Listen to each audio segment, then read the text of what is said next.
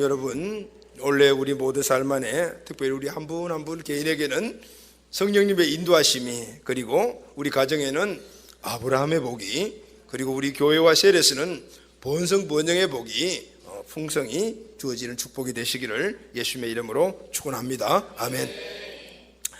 새해 들어와서 첫 번째 주일부터 오늘까지 계속해서 희망에 대한 말씀을 함께 나누고 있습니다. 앞으로 몇 차례 더 걸쳐서 함께 이 말씀을 나누려고 합니다. 자, 여러분, 우리에게 언제나 필요한 것이 있다라면 바로 희망이라고 말할 수가 있습니다. 희망은 우리의 삶을 성공적으로 이끌어가는 힘입니다. 할렐루야.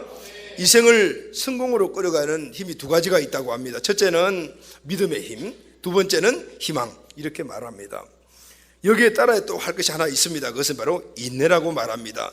믿음을 가지고 끝까지 인내하면서 희망을 보고 앞으로 나아가게 되면 그 희망은 분명히 이루어지는 줄로 믿습니다. 아멘. 이것이 바로 세상 모든 사람들이 말하는 성공 공식, 성공 법칙, 이렇게 말합니다. 그런데 여러분, 이 성공의 공식은 우리 믿음의 세계도 적용이 될까요? 그렇습니다. 믿음의 세계도 이 공식이 그대로 적용이 됩니다. 표현은 다르지만 원리는 같기 때문입니다. 자, 여러분, 우리가 첫 주부터 함께 나누는 말씀입니다. 희망은 어디에서 옵니까? 믿음에서 오는 줄로 믿습니다. 희망은 믿음에서 옵니다. 믿음 안에 이미 희망이 들어있습니다. 그래서 히브리서 11장 1절 말씀 보면은 믿음은 바라는 것들의 실상이라. 이 바라는 것이 희망입니다. 믿음 안에 이미 바라는 것, 희망이 들어있는 것이죠. 믿음에서 희망이 나옵니다.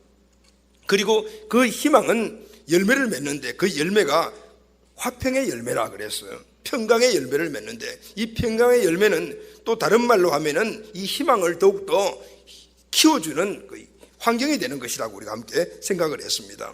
자, 이렇게 희망은 믿음에서 나오고, 믿음의 열매는, 희망의 열매는 평강이며, 이 평강은 또 희망을 더욱더 굳건하게 만들어줍니다. 자, 오늘은 세 번째 질문입니다. 그럼 성경이 말하는 희망은 어떤 것일까요? 성경이 말하는 희망이 무엇입니까? 믿음으로 얻는 희망을 우리가 구체적으로 말하면 어떤 것일까요? 저와 여러분들을 갖고 있는 희망이 무엇입니까? 어떤 사람이 만약에 저와 여러분들에게 당신은 희망을 갖고 있습니까? 그러면 예. 그러면 그 희망이 무엇입니까? 이렇게 물으면은 여러분, 그 희망이 이런 것입니다라고 대답할 준비가 되어 있습니까?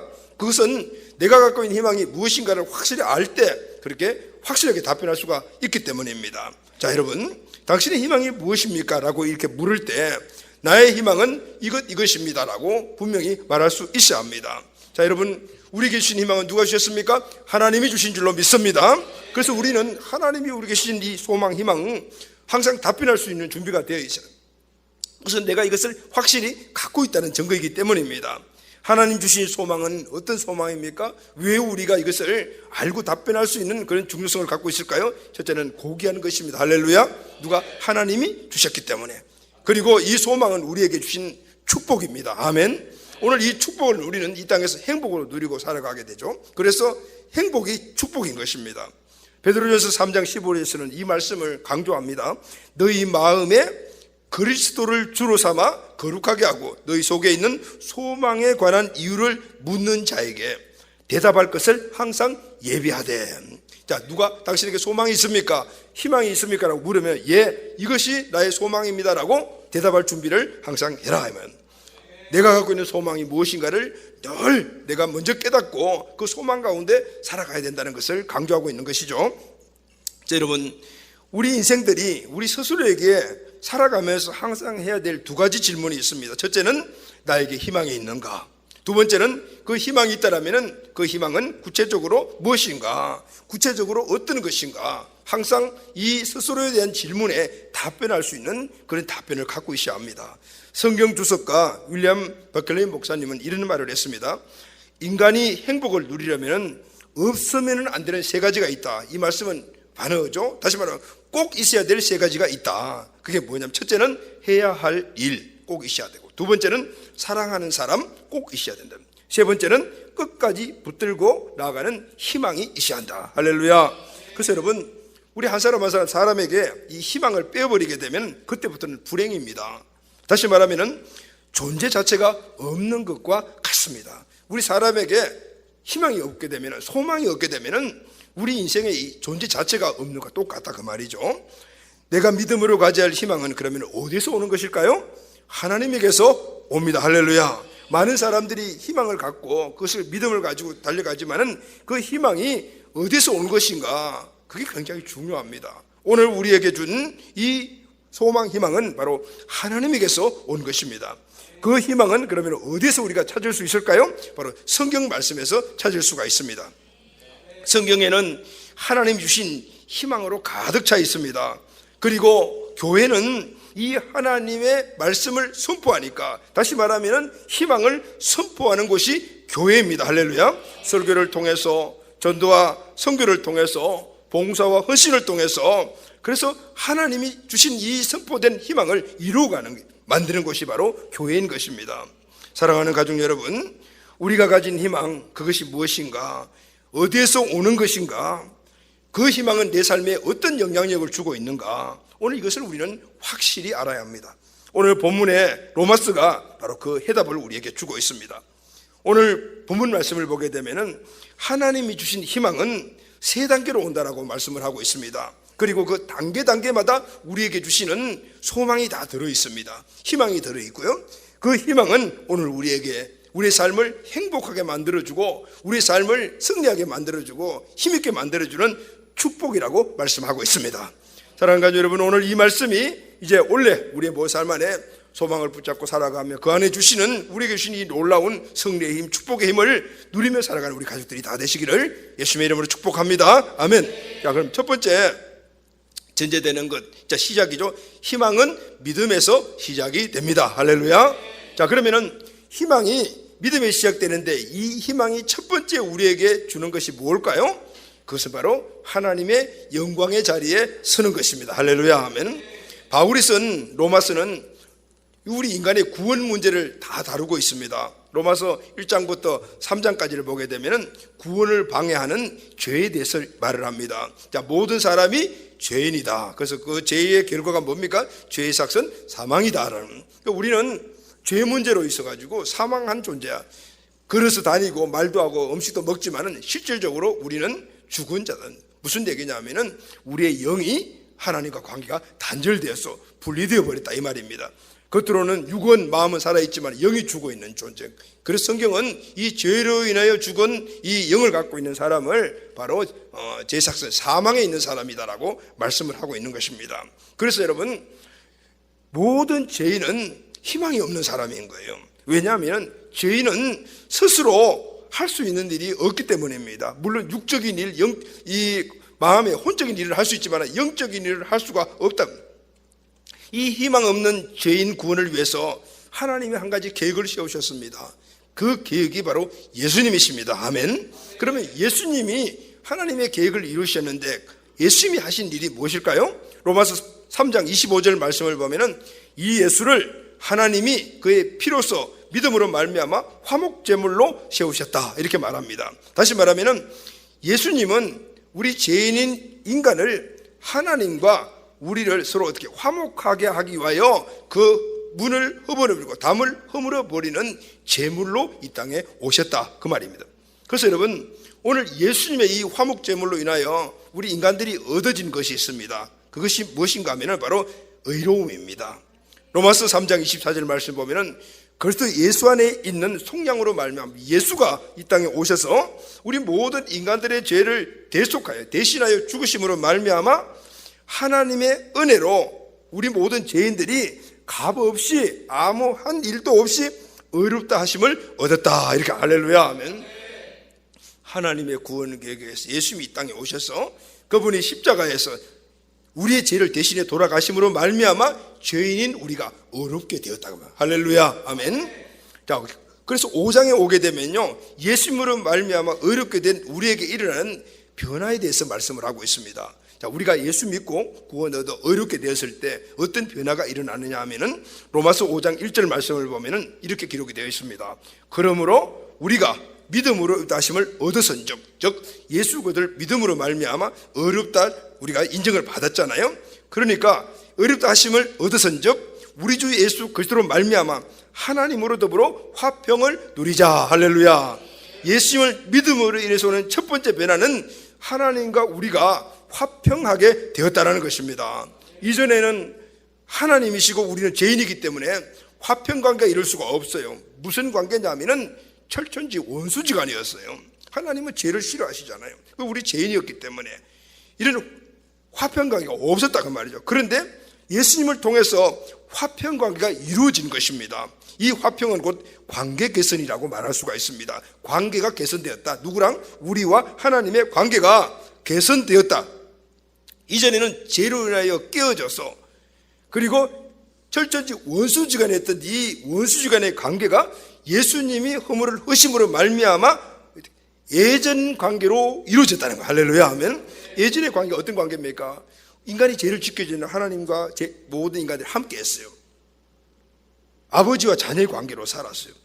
그런데 죄 문제 때문에 그것이 깨어졌어요. 그런데 예수님이 그 죄 문제를 해결하심으로 말미암아 다시 하나님과 우리가 화평관계가 되었다. 할렐루야 하면. 근데 여러분, 이 관계는 완전히 회복된 관계입니다. 무슨 얘기냐면은 다시 관계가 회복됐는데 일부만 회복된 것이 아니에요. 예전에 제가 시골에 살 때 큰 부잣집이 있었는데 그 부잣집에 아들이 아버지의 그 재산 문서를 가지고 몰래 도망가 가지고 밖에 나서 다 허랑방탕하고 나중에 돌아왔어요. 그런데 그 아버지가 그 아들을 용서해서 용납은 했어요. 그런데 죽을 때까지 얼굴 안 보고 살더라고요. 그게 뭐죠, 여러분? 용납은 했지만은 100% 용납한 게 아니잖아요. 그런데 하나님의 이 관계 개선 용납은 완전 회복입니다. 할렐루야, 아멘.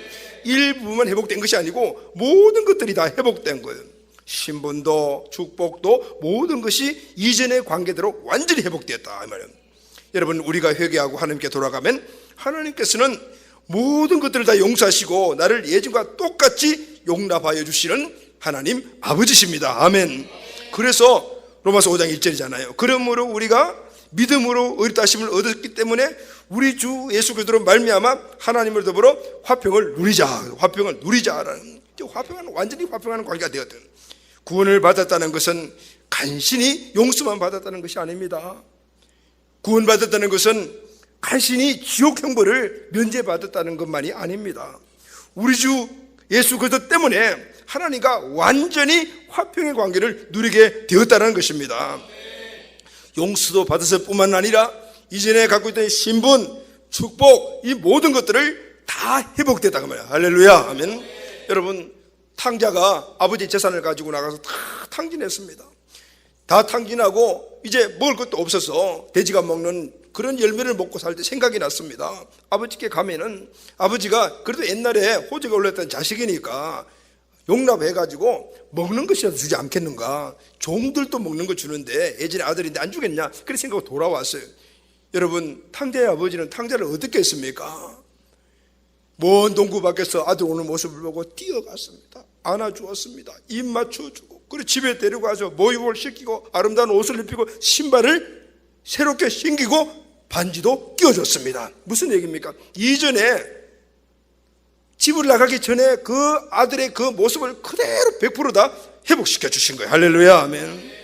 축복도 신분도 모든 누리는 것들을 이전과 똑같이 만들어 주셨다는, 이것이 바로 하나님과 화평이라는, 예수님 때문에 하나님과 누리는 화평이 이 모습인 거예요.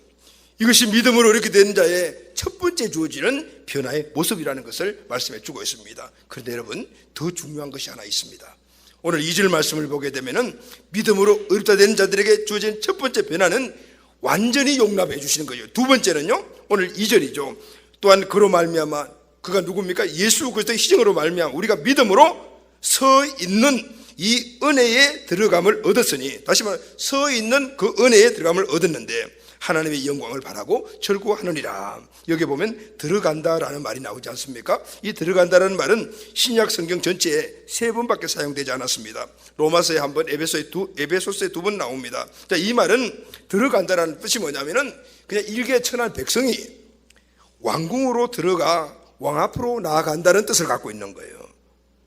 옛날이나 지금이나 우리나라는 왕이 없지만은 왕이 있는 나라에는 왕궁으로 왕으로 만나러 간다는 것이 쉬운 게 아니죠.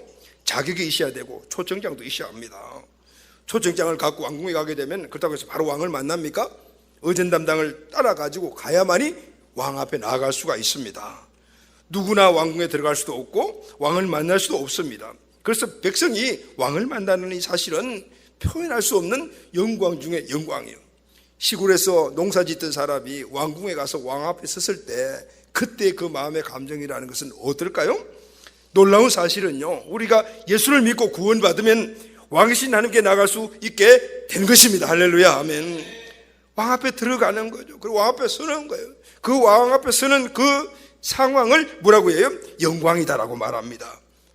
그런데 여러분, 왕 앞에 갈 수 있는 이 자격은 나에게서 나온 것이 아니에요. 내가 뭔가 일을 했기 때문에 왕 앞에 갈 수 있는 그런 자격을 얻은 것이 아닙니다. 누구 때문입니까? 그로 말미암아. 그가 누구죠? 예수님 때문입니다. 할렐루야. 예수님 때문에 우리는 왕이신 하나님께 나아가 그 앞에 설 수 있는 자격을 갖게 된 것입니다.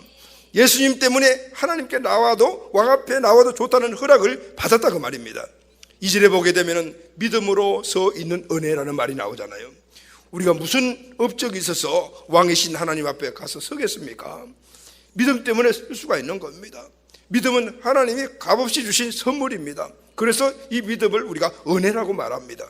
우리는 하나님의 은혜가 아니면 아무것도 할 수 없고 왕 앞에 나갈 수도 없고 설 수도 없는 존재인 것이죠. 우리는 하나님의 은혜가 아니면 한시도 살 수 없는 존재입니다. 할렐루야, 아멘. 우리가 예수님을 믿어 의로워지면 이때부터 하나님과 화평의 관계가 시작이 됩니다. 이때 얻는 은혜의 축복이 있습니다. 그게 무엇입니까? 2절 말씀해 보니까 또한 그로 말미암아 우리가 믿음으로 서 있는 이 은혜에 들어감을 얻으니 바로 하나님의 영광이다라고 말합니다. 여러분, 영광입니다. 영광은 우리가 믿음으로 하나님께 나아갈 때 하나님 주시는 은혜입니다. 상상하지 못한 일들이 우리에게 일어나는 것이죠. 시골에서 농사 짓는 농부가 왕의 초청을 받아가지고 왕궁에 들어갔습니다. 그때부터 눈이 어떻게 될까요? 동공지진이 일어나는 거죠. 그런데 왕 앞에 딱 섰습니다. 그 왕의 찬란한 보좌, 그에 있는 왕궁의 모습을 보니까 이제 동공지진이 아니고 온몸의 지진이 나는 거죠. 이게 바로 여러분 영광 안에 들어가 있는 거예요. 한 번도 상상하고 한 번도 본 적이 없는 이런 일들이 그에게 일어났다 그 말인 거예요. 여러분, 오늘 우리가 예수 그리스도를 믿고 하나님과 화평된 자가 하나님 앞에 나갈 수 있을 때 우리에게 일어나는 변화는 뭐냐면 바로 영광에 참여하는 것인 줄로 믿습니다. 여러분, 우리는 희망으로 영광을 취하게 되는 것인데, 그러면 이 영광이 뭡니까? 우리는 이 땅에서 겨우 입에 풀칠이나 하며 살고 있는 존재가 아니다 그 말. 할렐루야, 아멘. 우리는 단순히 영생만을 아는 천국으로 가는 존재가 아니다 그 말입니다. 내 인생의 이 땅의 삶이나 천국의 삶 속에서 내가 생각할 수 없는, 농부가 왕 앞에 섰을 때 그게 보이는 모든 것들이 상상할 수 없는 것들을 보았듯이 그런 일들이 우리에게 영광으로 준비되어 있고 지금 우리가 그 영광 안에 살아가고 있는 거예요. 할렐루야. 여러분, 앙드레 지드가 쓴 전원구양곡이라는 소설이 있습니다. 이 책에 보면 한 목사님과 태어날 때부터 눈이 먼 제르티르드라는 그런 한 소녀가 나와요. 이 목사님은 이 소녀에게 알프스의 초원과 화사하게 핀 꽃, 백설이 뒤덮인 산, 장엄한 경관 등을 계속 설명을 해줍니다. 여러 가지 예를 들어서 설명을 해주는데, 그런데 이 눈먼 아이는 설명만 들으니까 오늘 그런 여러 가지 이야기에 대해서의 한계가 있는 것을 알고 이 목사님이 늘 안타까워했어요.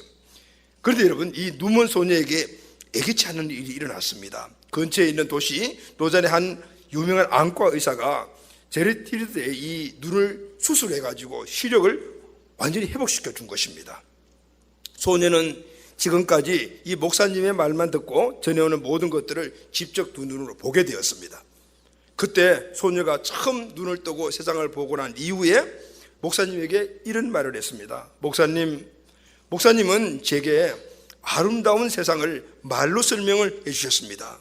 저는 목사님의 말씀을 듣고 항상 온 자연들을 상상을 했습니다.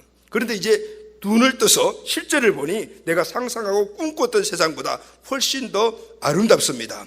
저는 햇살이 이렇게 찬란하고 빛이 이렇게 눈부시며 하늘이 이렇게 푸르고 광대할 줄은 상상도 못했습니다. 여러분, 하나님이 주시는 영광이 바로 이것입니다. 농부가 왕의 초청을 받아 왕궁에 들어갈 때부터 눈에 동궁에 지진이 일어났고 보좌 앞에 서보니 그때부터는 온몸이 떨리는, 한 번도 보지 못했던, 일생에 한 번도 경험해보지 못했던, 물론 왕궁과 왕의 보좌를 상상은 했겠죠. 그러나 실제 보니까 자기가 상상했던 것 이상의 것이 눈앞에 있게 되었다. 여러분, 이것이 바로 하나님이 우리에게 주시는 영광입니다. 할렐루야. 나의 미래는 내가 상상한 것보다 훨씬 그 이상입니다. 할렐루야. 그 사도 바울이 이렇게 말합니다. 지금은 거울을 보는 것처럼 희미하지만 그때는 얼굴과 얼굴을 대하여 볼 것이요. 여러분, 거울을 보게 되면은 아무리 거울이 깨끗하게 우리가 보인다 하지만 그건 실제적인 모습이 아니고 뭔가는 희미한 거죠. 그러나 실제적인 얼굴을 보게 될 때는 오늘 그것은 선명하게 보이는 것. 오늘 우리 미래에게 주시는 영광의 축복, 하늘나라에 주시는 모든 영광의 축복은 지금 우리가 상상으로 있지만은 실제 그 현장에 갔을 때는 거울을 보는 것이 아니고 실제를 마주치는 놀라운 영광 안에 우리가 들어가게 될 줄로 믿습니다. 지금 우리가 무슨 말을 표현한다 해도 하나님이 최종적으로 우리 주실 영광이라는 그 희망은 더 크고 더 아름답고 더 위대한 것이다, 그 말입니다. 지금 우리는 그 영광 가운데 살아가고 있습니다. 그러나 또 우리에게 주실 미래의 영광은 상상도 할 수 없는 것이라는 사실을 우리는 알아야 돼요. 예수님을 믿음으로 어렵게 되면 하나님과 화평의 관계가 시작되고 은혜로 그 앞에 나가게 되어 그 영광에 참여하게 됩니다. 그 영광은 우리가 상상할 수 없는 바로 미래다, 그 말. 이 땅의 미래요, 영원한 하늘나라의 미래입니다. 지금 하나님의 은혜로 우리 또한 그 영광 가운데 살아가고 있음을 믿습니다. 아멘. 여러분, 이 영광 가운데 현재 우리가 살아가고 있다면 미래의 영광을 우리가 꿈꾸기 때문에 이 땅에서 어떤 어려움이 있더라도 너건 이기며 살아갈 수가 있게 되는 것입니다. 두 번째는요, 믿음으로 얻는 희망은 무엇일까요? 두 번째는 믿음으로 얻는 희망은 고난과 관계에 있다는 것을 말해주고 있습니다. 다시 말하게 되면 이 희망 안에는요, 고난을 통과하는 그런 희망이 들어있다. 사도 바울이 말하는 두 번째 희망은 바로 고난에 대해서 이야기를 하고 있습니다. 오늘 3절 말씀을 보니까요, 다만 이뿐 아니라 우리가 환난 중에도 즐거워하나니 이런 환난은 인내를, 인내는 연단은 소망을 이루는 줄 알미라 그랬어요. 믿음으로 시작된 희망이 이제 고난이라는 고비 앞에 고비를 맞게 되었습니다. 그러나 여러분, 중요한 것은 희망은 고난을 통해서 엄청나게 큰 열매를 맺게 된다는 사실입니다. 사도 바울은 왜 희망을 찾는 우리에게 고난을 말하고 있을까요? 환난과 고난을 좋아하는 사람은 아무도 없습니다. 왜냐하면 힘들기 때문입니다. 그런데 사도 바울은 한 걸음 더 나가서 고난을 말하면서 환난을 말하면서 환난을 즐거워하라고 말합니다. 5장 3절 말씀을 보면요, 다만 이뿐 아니라 우리가 환난 중에도 즐거워하나니.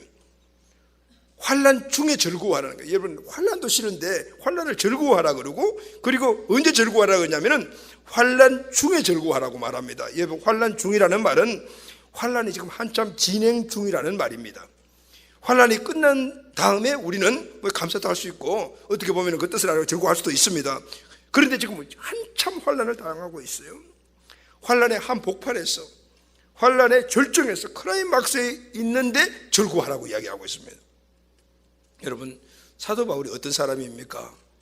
엄청난 환난을 체험했고 그래서 환난의 고통을 누구보다도 잘 아는 사람입니다. 그런데 그 환난을 즐거워하라, 그것도 환난의 절정에 있을 때 즐거워하라. 왜 그럴까요? 환난이 주는 유익이 있기 때문입니다. 여러분, 그럼 환난이 도대체 무슨 유익을 우리에게 주는가?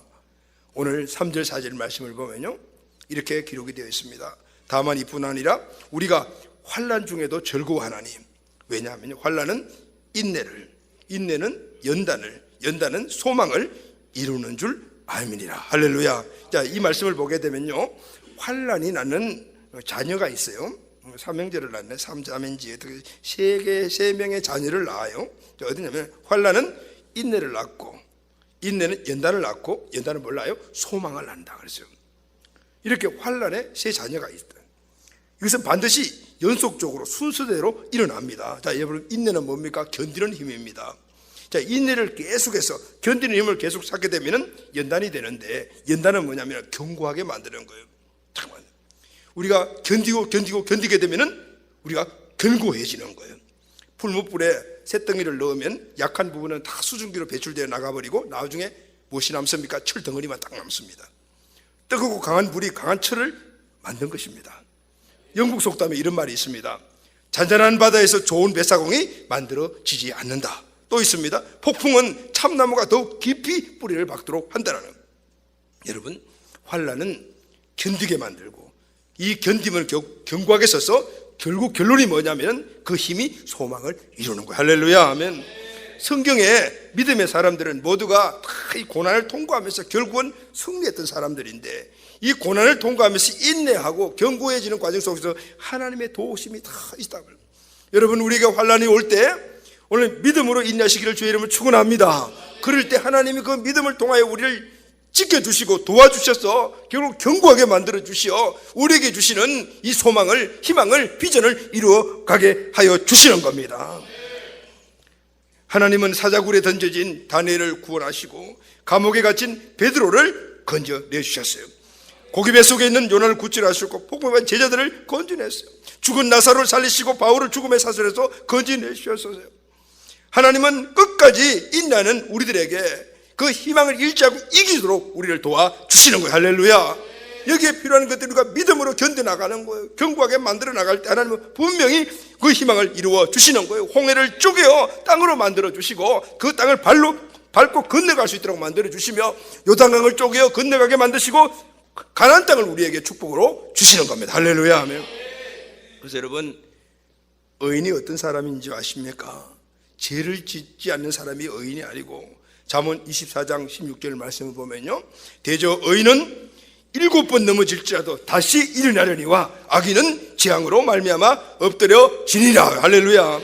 여기 의인은 죄 짓지 않는 사람이 아니고 하나님을 의지하는 믿음의 사람입니다. 여러분, 의인은, 믿음의 사람은 7번 넘어져도 8번 일어나고 100번 넘어져도 또 일어나고 또 일어나서, 왜냐하면 하나님이 이렇게 세워 주시기 때문에. 할렐루야.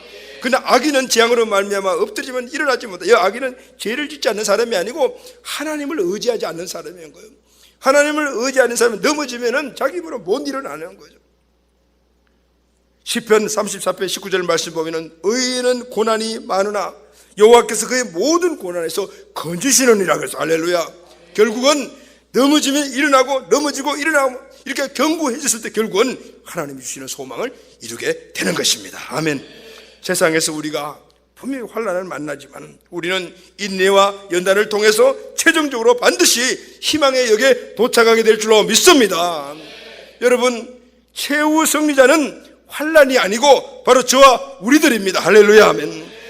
환난을, 인내와 연단을 통해서 소망을 이루는 자가 바로 저와 우리이기 때문입니다. 이 은혜가 우리에게 풍성히 넘치기를 예수님의 이름으로 축복드립니다. 아멘. 마지막으로 세 번째는, 이 희망은 그 위에 하나님의 사랑이 부어집니다. 바울이 말한 희망의 마지막 단계는 하나님의 사랑입니다. 로마서 5장 5절 말씀을 보면요, 소망이 부끄럽게 아니함은 우리에게 주신 성령으로 말미암아 하나님의 사랑이 우리 마음에 부음받음이니라. 자, 여러분, 희망은 믿음에서 온다 그랬죠. 희망은 고난을 통해서 강해진다 그랬죠. 이렇게 해서 얻는 희망은 그러면 구체적으로 무엇인가? 오늘 5절 본문 말씀을 보면요, 성령으로 말미암아 하나님의 사랑이 우리 마음에 부음받음이니라. 이 과정의 결론이 뭐냐면 하나님의 부음받음이야. 부었다라는 말이, 부었다. 여러분, 부었다라는 말이 뭐냐면 얼굴이 퉁퉁 부었다 이런 뜻이 아니고 위에서 아래로 물이 확 부어졌다 이런 뜻인 거예요. 부었다. 어느 맑은 여름날에 갑자기 하늘에서 소나기가 쏟아졌다 이런 표현이에요. 무더운 여름날 밖에서 물을 가득 채워 머리부터 확 부었다 이런 뜻이거든요. 이 부었다라는 말은 성경에 자주 나오는 표현입니다.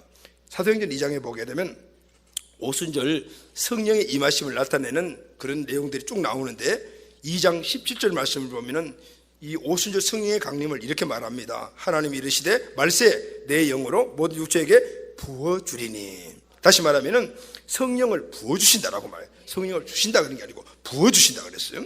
성령이 양동이에 물이 부으실 때 우리 머리부터 확 부어져가지고 오늘 우리가 성령에 확 사로잡힌다 이 말. 성령에 압도당한다 이런 뜻을 갖고 있는 거예요. 사도행전 2장 33절을 보면은 하나님이 오른손으로 예수를 높이심에 그가 약속하신 성령을 아버지께 받아서 너희 보고던 이것을 부어 주셨느니라 그러죠. 성령이 부어지니까 죽은 자가 살아나고 병자가 고침을 받는 이런 역사가 일어났다. 이게 다 부어졌답니다. 가득 차게 되었다. 충만해졌습니다. 여러분, 가득 차게 되면 어떻게 됩니까? 그 오버플로우잖아요. 가득 차게 되면 밖으로 넘치는 거예요. 여러분, 이 충만은 그냥 꽉 차 있는 게 아니고 넘치는 겁니다. 할렐루야, 아멘. 하나님이 우리에게 주신 이 희망 안에 이 충만함이 들어있어요. 무슨 얘기냐면요, 하나님의 자녀는요, 이 충만함 가운데 살아가는 사람이라. 누구냐면 저와 여러분들입니다. 우리는 그래서 간신히 사는 존재가 아니다. 할렐루야, 아멘. 그럭저럭 사는 존재가 아니다. 하나님의 사랑이 우리에게 부음받았으니까 그냥 적셔진 것이 아니고 아주 그냥 확 부어져 가지고 넘치도록 만드시니까, 하늘에서 소나기와 같은 은혜가 부어지신 자들이니까, 하나님 주신 이 희망은, 이 충만함이 있으니까 우리는 어쩔 수 없이 하루하루 사는 존재가 아니다. 그 말, 할렐루야, 아멘. 우리에게 하나님의 사랑이 부어졌습니다. 그래서 우리는 항상 하나님의 그 사랑, 하나님의 능력을 오버플로우 차고 넘치는 삶을 살아갈 수가 있게 되는 것입니다. 그래서 5절 말씀해 보면, 소망이 우리를 부끄럽게 하지 아니하면, 우리가 갖고 있는 이 소망, 희망, 이런 것들은 부끄러운 것이 아니다. 부끄러운 것이 아니다. 어쩌다가 받은 것도 아니다. 간신히 받은 것도 아니다. 그래서 우리는 이 소망을 부끄럽지 않게 여겨야 되는 거예요. 이 부끄럽지 않다라는 말의 뜻을 보게 되면 여러 가지 뜻을 갖고 있어요. 우리의 희망은 끄리낌이 없다. 우리는 희망 때문에 절대 실망하지 않는다. 우리는 희망 때문에 담대하다. 이런 뜻을 함께 갖고 있어요. 그래서 여러분, 하나님이 우리에게 희망 안에 부으신 이 충만함 때문에 우리는 끄리낌이 없습니다. 실망하지 않습니다. 어떤 상황을 만나도 담대합니다. 그래서 세상이 어떻게 보이면 만만하게 보입니다. 할렐루야, 아멘. 그래서 결국은 최후 승리를 갖게 만든다, 그 말이에요. 로마서 8장 26절 39절에서 사도 바울은 하나님이 우리에게 주신 최고의 축복이 무엇인가를 말하는데, 그 말을 하기 전에 사도 바울이 현실적으로 당했던 고난을 쫙 나열을 하는데, 그 고난이 어떤 것이냐면요, 환난, 공고, 박해, 기근, 적신, 위험, 칼, 사망, 생명, 천사들, 권세자들, 현재일, 장래일, 높음, 기쁨, 어떤 피조물, 이 모든 것들은요, 우리가 세상에 살면서 당하는 모든 종류의 고난, 절망적인 환경, 그렇게 말할 수가 있어요. 사도 바울은 이 땅에 살면서 이 절망적인 상황과 모두 고난을 다 겪었습니다.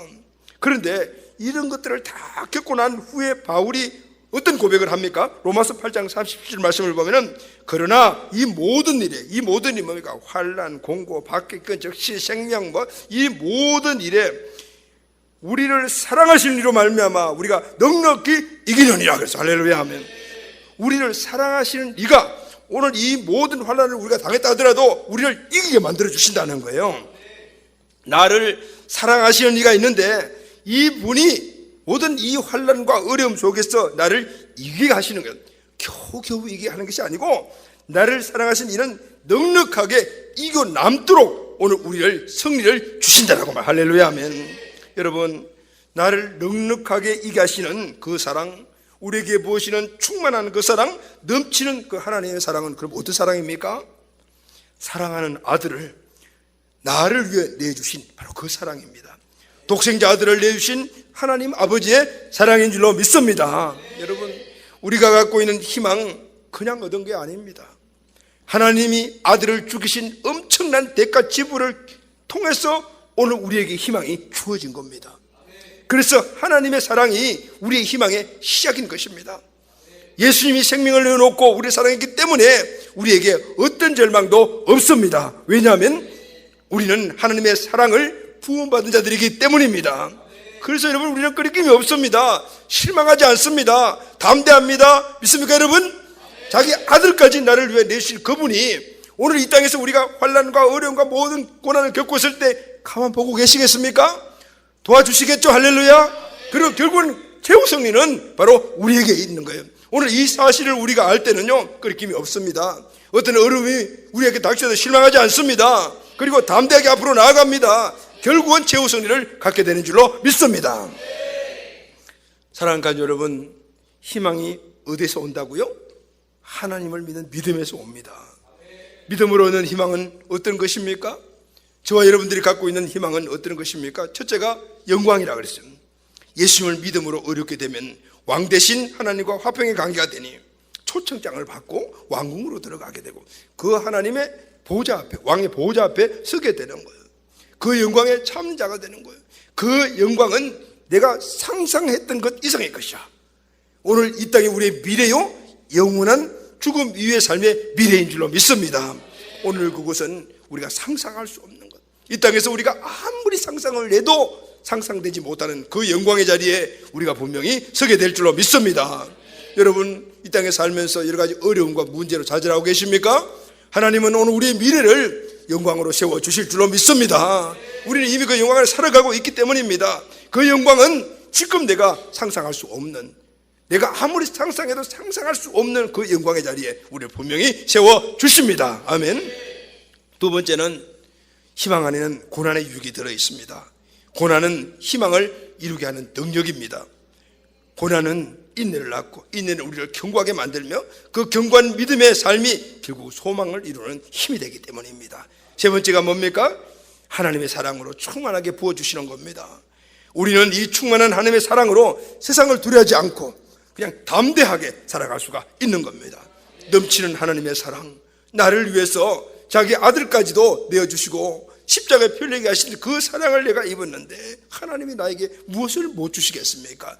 오늘 이 사실을 확실하게 견고하게 흔들지 않는 믿음으로 갖고 있다면 분명히 그 믿음, 그 소망은 이루어지게 되는 거예요. 아멘. 사랑하는 가족 여러분, 원래 우리에게 주시는 계속적인 이 메시지 안에는 이 희망 우리 마음속에 쫙 새겨 두시고, 이 말씀을 그냥 알고 있는 말씀이 아니라 우리 삶 안에서 실제적으로 일어나는 그런 실제 말씀, 실제 축복, 실제 희망의 삶이 꼭 되시기를 예수님의 이름으로 축복합니다. 아멘.